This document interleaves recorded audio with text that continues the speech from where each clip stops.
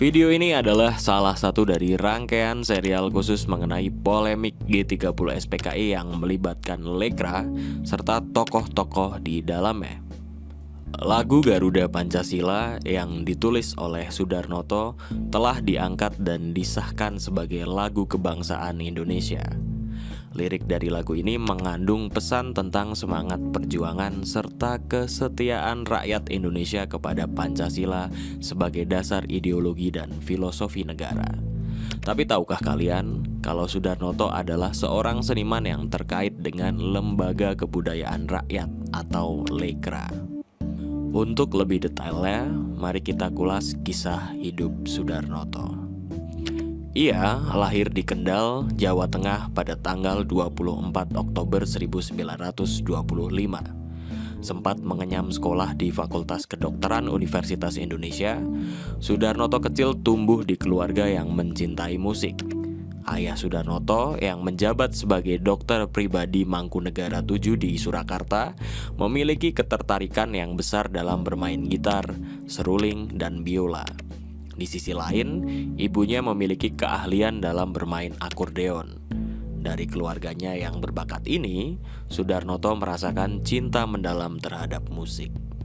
Soedarnoto sering berinteraksi dengan para seniman dari Solo. Ia memperdalam pengetahuan not baloknya melalui belajar dari musisi keroncong terkenal yaitu Maladi, yang kemudian menjabat sebagai Menteri Penerangan tahun 1959 sampai 1962. Selain itu, ia juga belajar not balok dari Dalyono, pencipta lagu Bintang Kecil. Dalam hal penyusunan aransemen musik, Soedarnoto memperoleh ilmu dari Sutejo dan R.A.J. Suyasmin. Untuk memperluas jaringan pergaulannya, Soedarnoto menjalin hubungan dengan banyak musisi internasional. Dia dikenal dekat dengan musisi asal Belanda seperti Jos Kleber. Namun ia juga sangat menghormati musisi lokal seperti Ismail Marzuki yang menjadi inspirasinya. Bahkan Soedarnoto pernah membuat rekaman kaset yang berjudul Mengenang Ismail Marzuki sebagai penghormatan kepada sang legenda musik Indonesia. Soedarnoto memulai perjalanan penciptaan lagu saat masih remaja. Lagu pertamanya yang terkenal adalah Bunga Sakura. Ia juga menciptakan lagu-lagu lain yang populer termasuk Mars Dharma Wanita serta beberapa lagu pop seperti Setitik Kasih dan Di Tokyo Kita Akan Bertemu. Namun tanpa diragukan lagi, karya paling monumentalnya adalah penciptaan Garuda Pancasila. Selama menjalani karirnya sebagai musikus, Soedarnoto memiliki pengalaman berharga, termasuk terlibat dalam siaran Radio Republik Indonesia Solo bersama orkes yang dipimpin oleh Maladi, yang dikenal sebagai Orkes Hawaiian Indonesia Muda. Pada tahun 1952, ia mencapai puncak karirnya di stasiun radio tersebut dengan menjabat sebagai Kepala Seksi Musik di RRI Jakarta.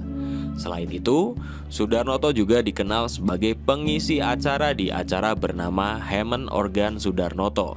Soedarnoto juga merupakan salah satu pendiri Ensemble Gembira, sebuah kelompok penyanyi istana bersama sejumlah seniman seperti K. Bintang Suradi dan Titi Subronto Atmojo.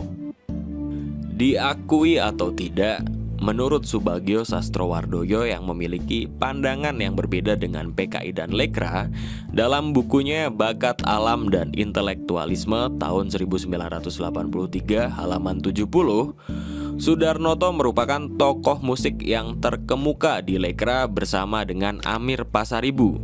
Keduanya menciptakan lagu Andika Bayangkari yang dipesan oleh ABRI, Angkatan Bersenjata Republik Indonesia, dan lagu ini bahkan tetap digunakan setelah ABRI berganti nama.